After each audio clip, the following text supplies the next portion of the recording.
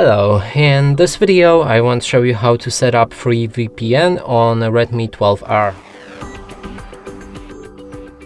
And to do this we'll need to open our Google Play Store. Right here find an app called Turbo VPN, then simply install it.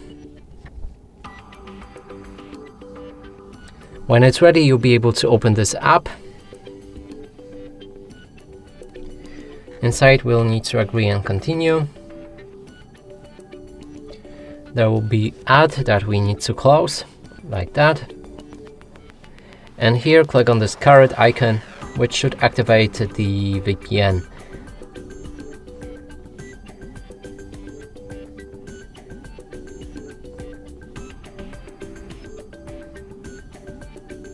And that's it for this video. Hope you like it. Please consider subscribing to our channel, leave a like and a comment below.